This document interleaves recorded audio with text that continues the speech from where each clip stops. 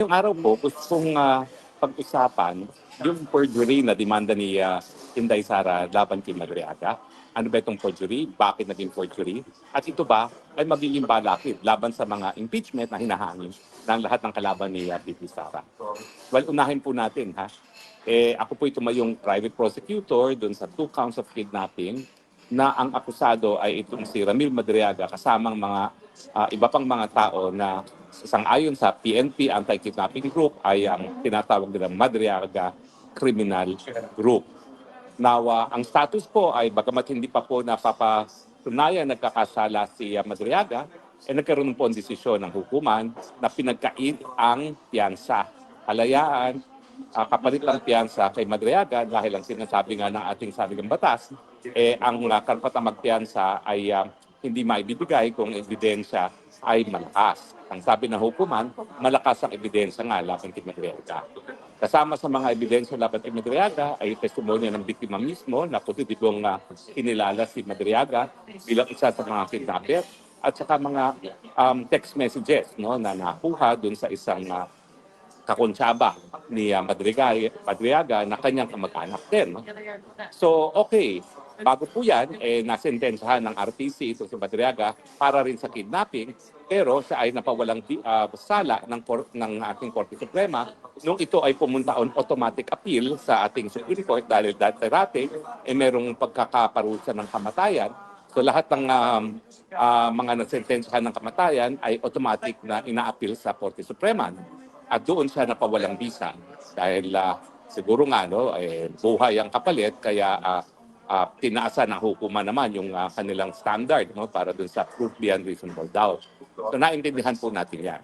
So ngayon po, bagamat wala pang conviction si Madriaga for kidnapping, minsan na siyang nasentensahan ng RTC para sa kidnapping at ngayon po nakakulong dahil nga sa kidnapping. Ulitin ko po, noong mga panahon na kami po ay nasa piskalya pa sa DOJ, paulit-ulit nang ginagamit ni Madriaga ang pangalan ni VP Sara.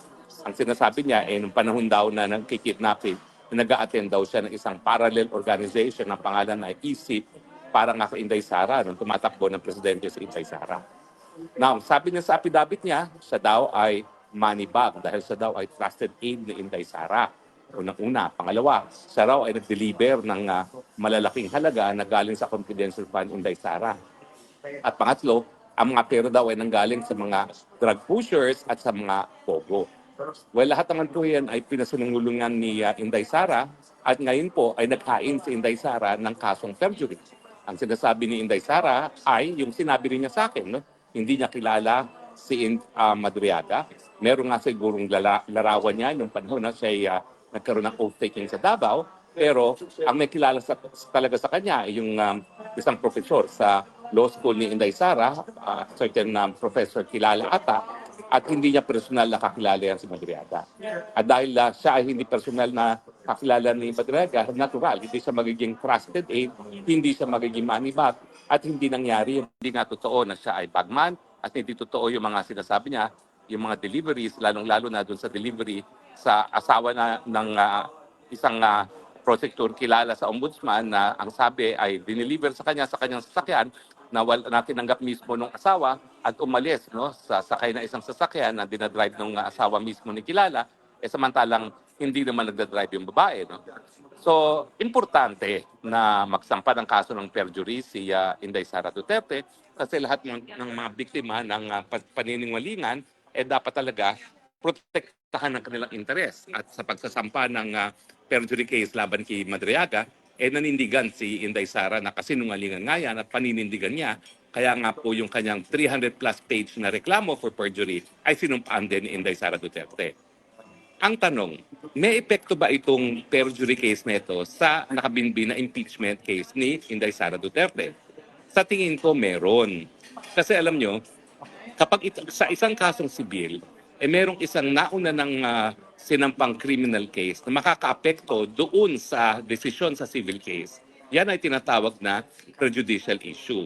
Ang importante lang, kapareho ang issue doon sa criminal case at doon sa civil case. At kapag parehong issue sa criminal at sa civil case, dapat talaga wag munang magtuloy yung civil case hanggang hindi napapatunayan yung criminal case dahil siyempre yung resulta sa criminal case ay makakaapekto sa resulta sa civil case. For instance, yung kasong bigamy, no? Kung dalawang beses na magkakasal, kapag merong civil case na annulment of marriage dahil it is void ab initio, siyempre kung void ab initio yung unang kasal, hindi na po pwede magtuloy ang bigamy kasi kinakailangan dalawang balidong kasal ang para sa bigamy. No? So sa tingin ko, bagamat ang impeachment ay hindi po civil case, ang sabi naman ng Korte Suprema, it is sui generis. So it is on its class of its own. Pero dito po kasi, yung paratang na pinapatunayan ng prosecution sa pamamagitan ni Madriaga ay graft and corruption. Dahil nga daw po, naging bagman ito si Madriaga.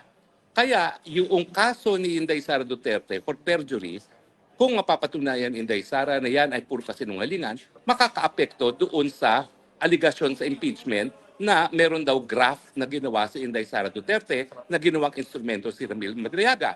Kung mapapatunayan ni BP Sara na nagsisinungaling si Madriaga dito sa perjury case dahil hindi nga siya trusted, hindi siya kakilala ni Inday Sara at walang katotohanan ng lahat ng sinasabi nila na siya ay bagman at nag-deliver ng pera kung kani-kanino, natural, wala nang basihan yung charge for impeachment na di umano ay nakabase sa graft and corruption. Now, uulitin ko po, ang sabi ng Korte Suprema, sui generis ang impeachment. It is neither criminal, it is neither civil, pero po pwede namang ma-apply by way of analogy ang rules of court. At sa tingin ko dito, yung issue kung nagsisinungaling si Madriaga ay talagang ang issue doon din sa impeachment.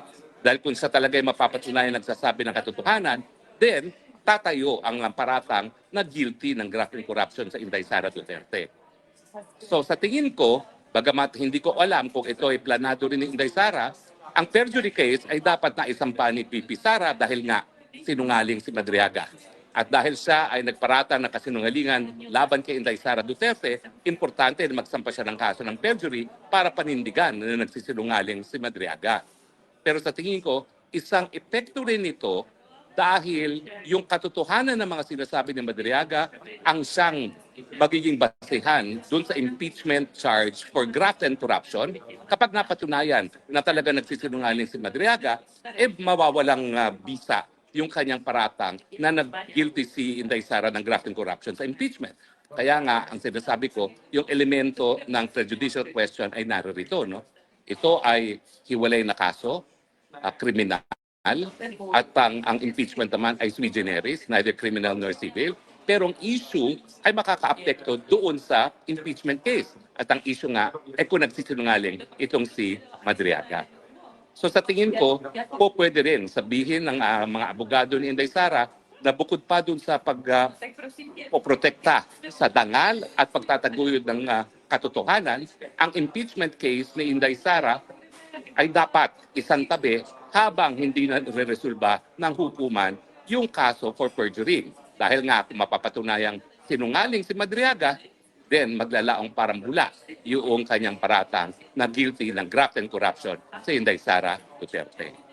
Alam niyo po, si Inday Sara, pinasa Diyos na kung ano mangyayari dito sa kanyang impeachment. Tinanggap na niya kung magdedesisyon ng Senado na siya ay tatanggalin, pero tinatanggap din niya ang hamon kung yan ay mababasura at magpapatuloy ang election sa 2028. Pero alam nyo, God moves in mysterious ways.